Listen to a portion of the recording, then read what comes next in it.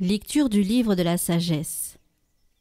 J'ai prié, et le discernement m'a été donné. J'ai supplié, et l'esprit de la sagesse est venu en moi. Je l'ai préférée au trône et au spectre, à côté d'elle, j'ai tenu pour rien la richesse. Je ne l'ai pas comparée à la pierre la plus précieuse. Tout l'or du monde auprès d'elle n'est qu'un peu de sable. Et en face d'elle, l'argent sera regardé comme de la boue. Plus que la santé et la beauté, je l'ai aimée. Je l'ai choisie de préférence à la lumière, parce que sa clarté ne s'éteint pas. Tous les biens me sont venus avec elle, et par ses mains, une richesse incalculable.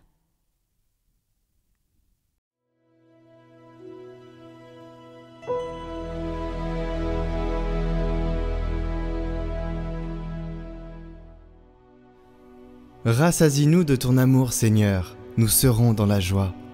Apprends-nous la vraie mesure de nos jours, que nos cœurs pénètrent la sagesse. Reviens, Seigneur, pourquoi tarder? Ravise-toi par égard pour tes serviteurs. Rassasie-nous de ton amour au matin, que nous passions nos jours dans la joie et les chants. Rends-nous en joie tes jours de châtiment, et les années où nous connaissions le malheur. Fais connaître ton amour à tes serviteurs et ta splendeur à leurs fils. Que vienne sur nous la douceur du Seigneur notre Dieu. Consolide pour nous l'ouvrage de nos mains. Oui, consolide l'ouvrage de nos mains.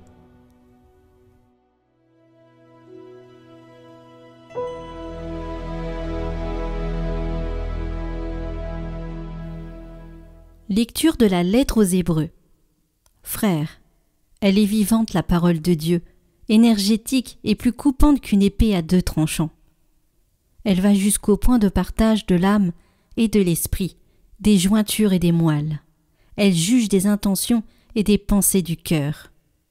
Pas une créature n'échappe à ses yeux. Tout est nu devant elle, soumis à son regard. Nous aurons à lui rendre des comptes.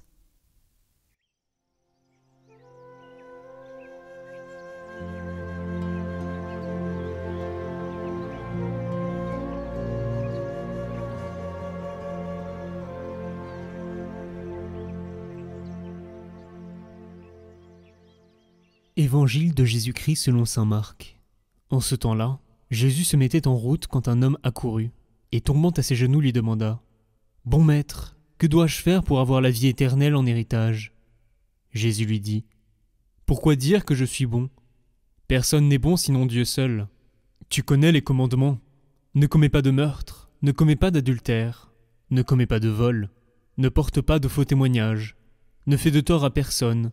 Honore ton père et ta mère. » L'homme lui répondit « Maître, tout cela, je l'ai observé depuis ma jeunesse. » Et Jésus posa son regard sur lui, et il l'aima.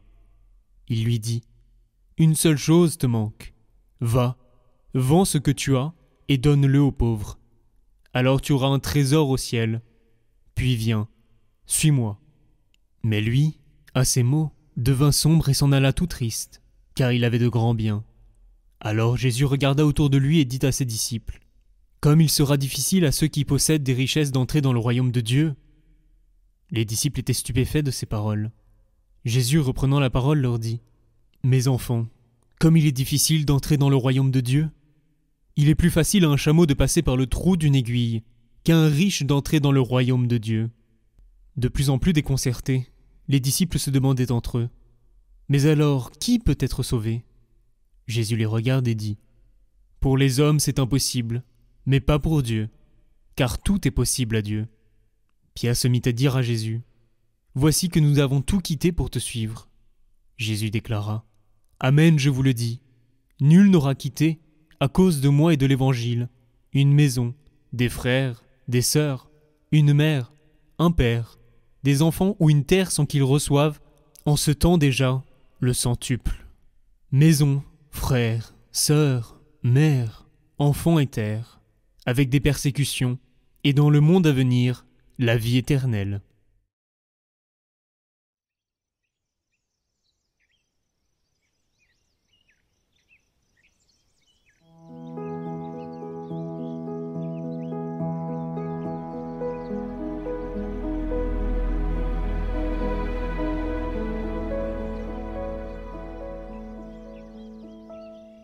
il s'en alla tout triste, car il avait de grands biens. Chers amis de Catoglade, aujourd'hui ce jeune homme s'en va tout triste. Il n'a pas pu suivre le Christ. Sans doute, il aurait voulu, d'où sa tristesse. Mais il n'en a pas été capable.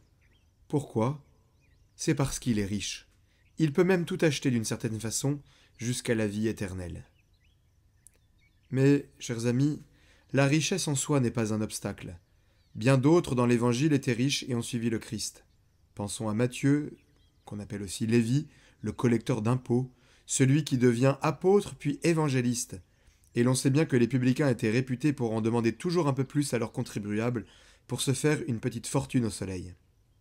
Cependant, le Christ arrive. Matthieu est en train de compter ses sous. Jésus lui dit « Suis-moi ». Et aussitôt, Matthieu le suit. La richesse ne l'a pas retenu. Pourquoi donc aujourd'hui notre jeune homme se retrouve paralysé quand Jésus lui parle ? C'est que, en réalité, s'il lâche ses richesses, il n'a absolument rien à mettre à la place. Il est comme en face d'un grand vide. Il entre dans une espèce de panique. Il est incapable de comprendre que Jésus peut occuper cette place dans son cœur, qui, pour le moment, est occupé par la richesse. Pour lui, c'est vrai, Jésus est un bon maître de morale, un grand rabbi, très estimable, mais il ne sera pas le bien de son cœur. À la place de son cœur restera son portefeuille, et non le visage du Seigneur. Ce que nous montre ce jeune homme, c'est que parfois ce sont les richesses qui nous possèdent. C'est là qu'entre dans le cœur comme une sorte de vice, l'amour de l'argent. Et le cœur devient semblable à ce qu'il aime, incapable de goûter autre chose que les biens de la terre, les biens finis, les biens de ce temps.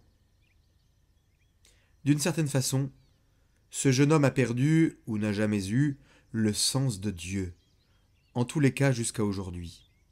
Il a perdu ce sens de Dieu, comme d'autres perdent le sens de la vue ou de l'ouïe.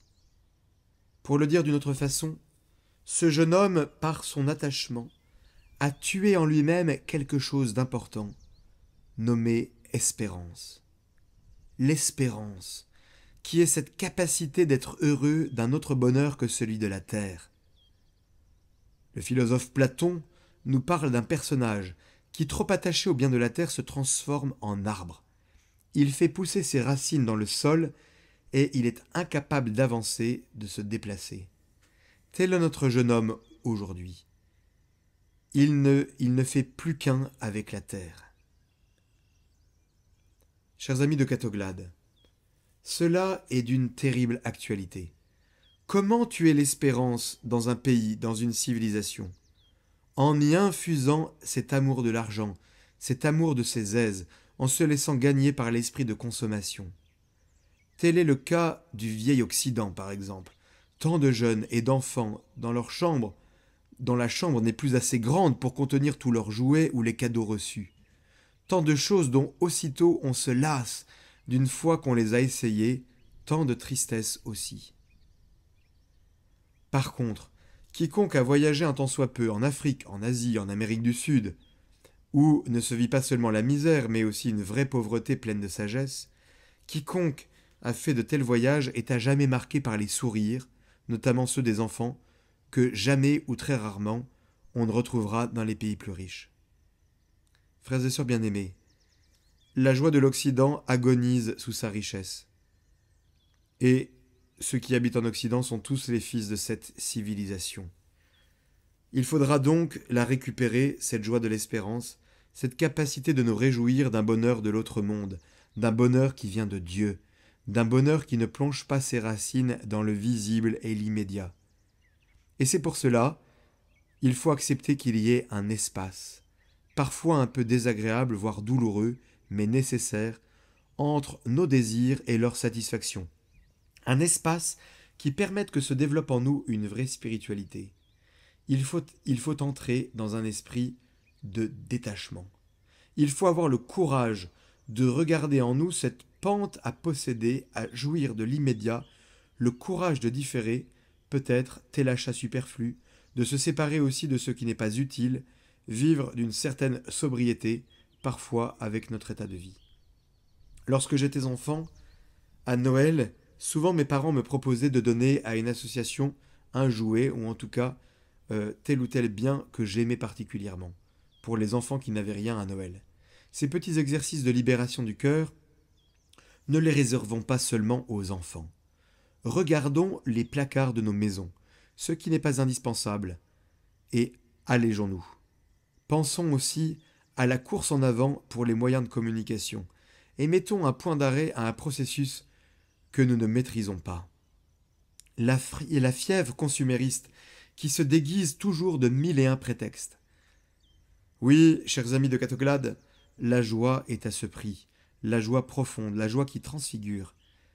Et c'est vrai aussi pour toute maison religieuse. Par exemple, la grande sainte Thérèse d'Avila, à la suite de certains accommodements de ses couvents, certaines facilités de confort qui s'étaient introduites, elle disait, dépitée, « On nous vole notre chère pauvreté. »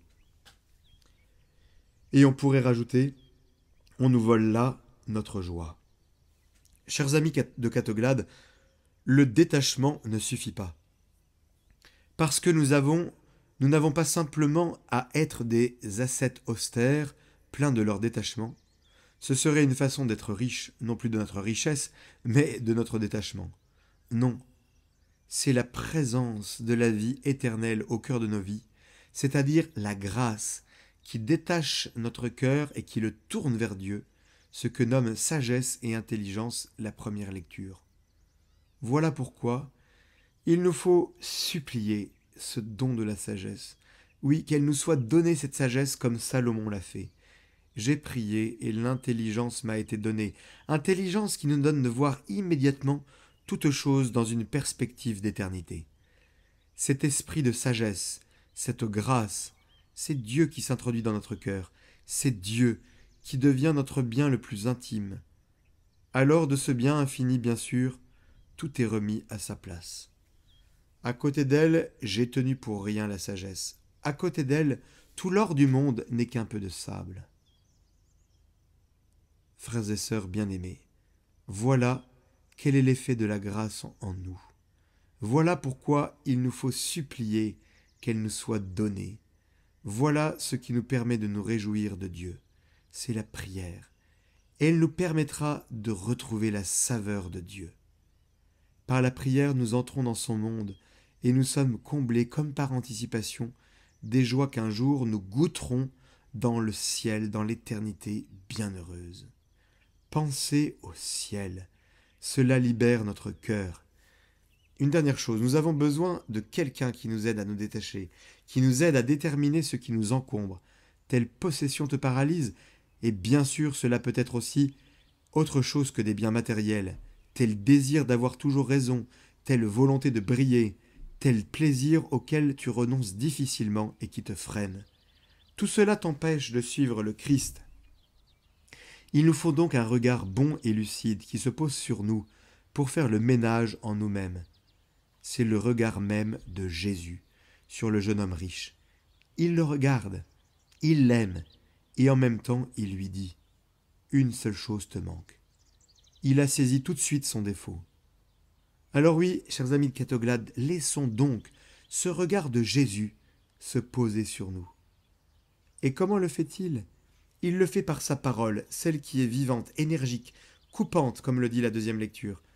Comme Jésus a pu l'être avec bonté et douceur, avec ce jeune homme riche, car cette parole pénètre au plus profond de l'âme.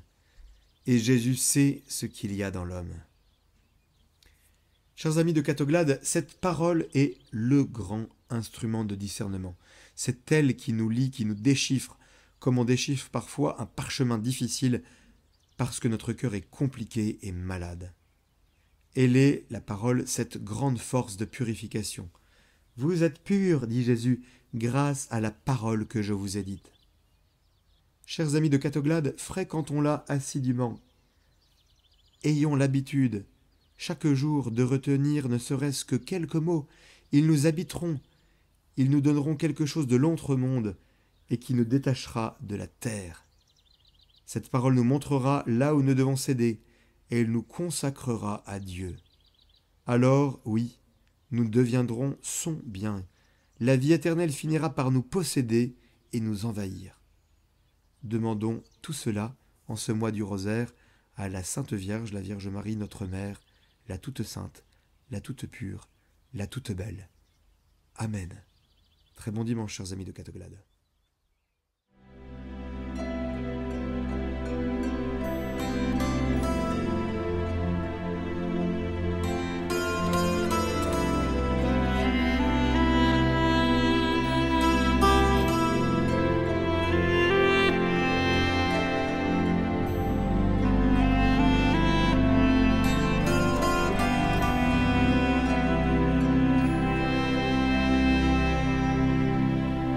Je suis votre maman du ciel, approchez, embrassez ma main et chantez le Magnificat, donnez votre main, je veux l'embrasser.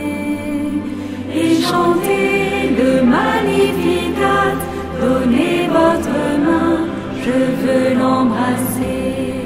Ô Notre-Dame de la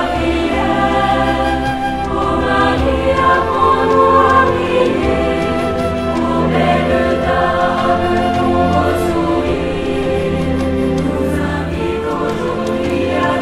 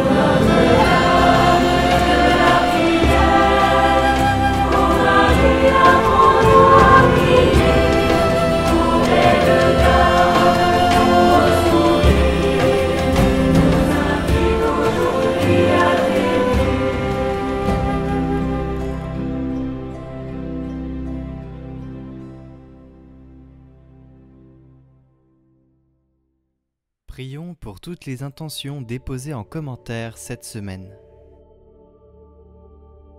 Notre Père, qui es aux cieux, que ton nom soit sanctifié, que ton règne vienne, que ta volonté soit faite sur la terre comme au ciel. Donne-nous aujourd'hui notre pain de ce jour. Pardonne-nous nos offenses, comme nous pardonnons aussi à ceux qui nous ont offensés. Et ne nous laisse pas entrer en tentation, mais délivre-nous du mal. Amen. Je vous salue Marie, pleine de grâce. Le Seigneur est avec vous. Vous êtes bénie entre toutes les femmes, et Jésus, le fruit de vos entrailles, est béni. Sainte Marie, Mère de Dieu, priez pour nous pauvres pécheurs, maintenant et à l'heure de notre mort. Amen.